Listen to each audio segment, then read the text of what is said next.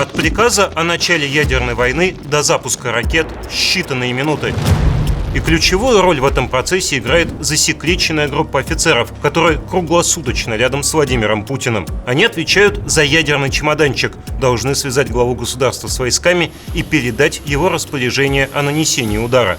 Они – полковники и капитаны первого ранга специальной службы стратегической связи, или службы К, выяснил Центр досье. И Россия все чаще намекает миру, что этим офицерам придется исполнить свой долг. Приказываю министру обороны и начальнику генерального штаба перевести силы сдерживания российской армии в особый режим несения боевого дежурства.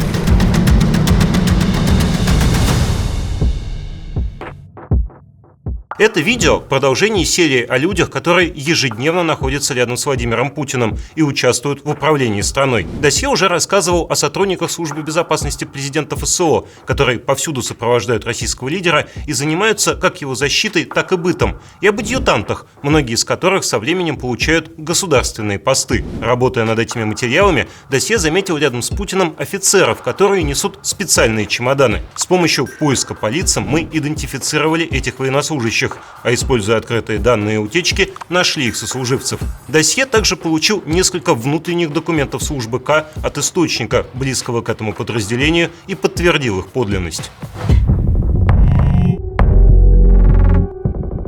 Подземный город в подмосковной Власихе начали строить в конце 50-х. Сначала возвели 4-ярусный бункер, в 80-х уже 12-ярусный. В недрах этого комплекса находится центральный командный пункт войск стратегического назначения, куда поступает информация от всех расчетов, от мобильных, например, Тополь-М и Ярс, до стационарных, шахтного базирования, к которым относится и новейшая разработка – комплекс «Сармат». Сами ракеты отсюда не запускают, это делают командиры подразделений, но приказы они получают именно от ЦКП. В общей сложности Центр во Власихе отвечает за основную часть российской ядерной триады – 1254 боеголовки. ЦКП может работать в постапокалиптических условиях. Автономное энергообеспечение, система вентиляции, помещения, рассчитанные на прямое попадание бомб, двери между отсеками весом в несколько центнеров, защищающие от взрывной волны, запас продовольствия и оборудованные блоки, в которых офицеры живут и в мирное время, не поднимаясь на поверхность по несколько дней. Из числа военнослужащих ЦКП отбирают офицеров для самого секретного подразделения, как минимум в рядах РВСН. Это войсковая часть 26299 или специальная служба стратегической связи. Еще одно название – служба К. Неизвестно, почему выбрано именно такое обозначение, но можно предположить, что под буквой К имеется в виду Казбек – автоматизированная система управления стратегическими ядерными силами. Самая известная часть этой системы – терминал Чигет, он же ядерный чемоданчик. Казбек начали разрабатывать в Советском Союзе в 70-х годах, когда США разместили ракеты в Европе и подлетное время сократилось до нескольких минут. В случае начала конфликта генеральный секретарь ЦК КПСС мог не успеть добраться до командного пункта, чтобы отдать приказ о нанесении ответного удара. Поэтому Казбек должен обеспечить главе государства зашифрованную связь с ядерными силами, и распоряжение о старте ракет можно отдать из любой точки мира. Как работают Казбек и Чигеты? Если на страну совершено нападение, то спутники и другие системы, фиксирующие запуски баллистических ракет и взрывы на территории России, передают сигнал «ракетное нападение». Сигнал активирует Казбек и позволяет перевести систему управления в боевой режим. Затем президент через терминал Чигет связывается с Национальным центром управления обороной, а также с министром обороны и главой генерального штаба, у каждого из которых свой ядерный чемоданчик. Глава государства отдает предварительную команду, и происходит коммутация всех звеньев ядерных сил. После этого можно наносить ядерный удар. Так что ядерный чемоданчик – это не красная кнопка, после нажатия которой сразу начнется апокалипсис. Это система связи. Кнопок в ней несколько, плюс еще есть специальные шифры, которые нужно передать, чтобы запустить соответствующий сценарий ядерного удара. И сценариев таких тоже несколько. В современной истории действующий ядерный чемоданчик официально демонстрировали лишь трижды: при передаче от Бориса Ельцина к Владимиру Путину, от Путина к Дмитрию Медведеву и обратно. И всегда чемодан несут офицеры из службы К. Они же работают с терминалом, чтобы абонент не запутался в шифрах и кнопках, и при необходимости готовы защищать чигет с оружием в руках. Их всегда как минимум двое, у каждого по чемоданчику. Один основной, второй резервный, на случай поломки. На официальных мероприятиях они в форме военно-морского флота, но это не означает, вопреки распространенному мнению, что сами военнослужащие из ВМФ. Эта форма – дань традиции, закрепившейся по инициативе жены первого президента Советского Союза Раисы Горбачевой, которая увидела, что за американским лидером чемоданчик носят офицеры именно в морской форме. В действительности в службе К моряков меньшинство. Досье идентифицировал 53 человека, которые, по крайней мере, с 21 года служили в этом подразделении. Из них трое – капитаны первого ранга, еще 35 полковников и 14 военнослужащих, чье звание неизвестно, но с высокой долей вероятности они тоже полковники или капитаны первого ранга. Последний – генерал-майор Александр Буланов. Он был начальником специальной службы стратегической связи до 2010 года.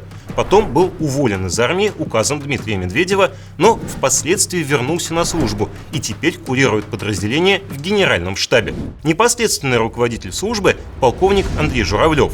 Остальные военнослужащие занимают должности офицеров-операторов. Они разбиты на группы примерно по 10 человек. Набирают их из частей, связанных с РВСН. Основной поставщик кадров – подмосковная Власиха и располагающиеся там различные части командования войск стратегического назначения. Некоторые были приписаны к структурам, которые следят за космическими объектами. Но есть и особенные случаи. Так, полковник Роман Манцаев до службы К был приписан к 1231-му Центру боевого управления в поселке Котлым Свердловской области и отвечал за систему «Периметр», которая также известна как «мертвая рука». Она должна гарантировать неминуемое возмездие, даже если все командование, включая президента, убито в результате ядерной войны, и отдать приказ о нанесении ответного удара просто некому. Периметр активируется до начала боевых действий и отслеживает датчики, которые должны зафиксировать ядерные взрывы на территории страны. Если такие сигналы поступают, система проверяет наличие связи с Центром управления обороной. Если связь есть, то периметр через некоторое время отключается, поскольку в живых еще остаются люди, которые могут сами отдать распоряжение. Если связи нет, то периметр делает вывод, что наступил апокалипсис. После этого система позволяет запустить командные ракеты, предназначенные для передачи сигнала напрямую на пусковые установки. Получив шифр с такой ракеты, уцелевший расчет мобильного комплекса «Ярс» или экипаж ядерной подлодки, спрятавшийся от радаров в арктических льдах, должен нанести удар по территории противника. Но самый необычный путь в службе К у капитана первого ранга Евгения Шихова. Он успел поработать и на море, и в воздухе, и на суше. Начинал на Черноморском флоте и командовал ракетной батареей на крейсере «Москва», том самом, который в феврале 22 года участвовал в захвате острова Змеиный, а в апреле был потоплен. Шихов к тому моменту давно покинул флот и больше 14 лет входил в состав экипажа Ил-80 воздушного командного пункта Генштаба, также известного как «самолет судного дня». Он предназначен для управления войсками, в том числе ядерными силами. В 2014 году Шихов получил медаль за возвращение Крыма, а в 2017 году перевелся и стал носить ядерный чемоданчик. Обычный график предполагает дежурство по 2 дня подряд. Операторы не закреплены за одним абонентом. Один и тот же человек может сопровождать, например, главу государства, а спустя некоторое время министра обороны.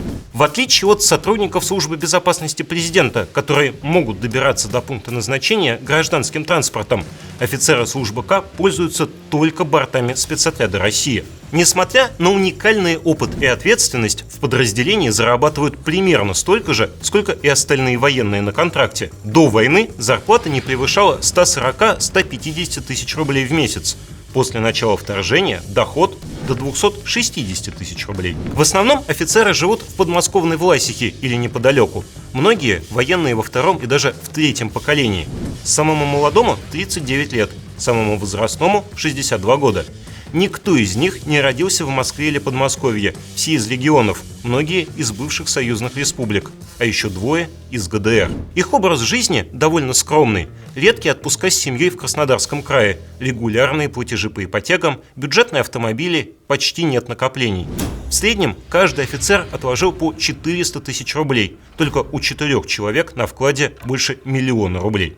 Разумеется, все они граждане России, иначе на свои должности они бы никогда не попали. Все они получают допуск по первой форме, которая позволяет знакомиться с самой секретной информацией, которая только есть в России. Поэтому офицерам приходится согласовывать буквально каждый свой шаг вне рабочего времени. Отпуск с предварительным утверждением места отдыха и маршрута следования. О родственниках, проживающих в других странах, даже если это Беларусь, нужно обязательно уведомить. Тем удивительнее, что у одного из офицеров, Евгения Шихова, сестра больше 20 лет живет в США и получила американское гражданство. Для столь секретного подразделения офицеры службы К слишком активно ведут социальные сети, публикуют фото из Кремля и из Власихи, а некоторые еще и специфически шутят.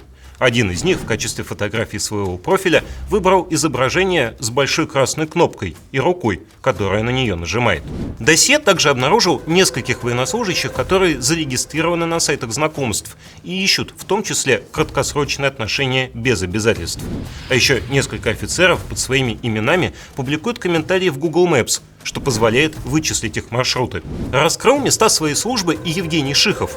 Когда он еще входил в состав экипажа самолета «Судного дня», он зарегистрировался на сайте для авиаспоттеров под псевдонимом Евгений Крымский и опубликовал несколько десятков снимков старых боевых самолетов и вертолетов, снятых в разных частях страны.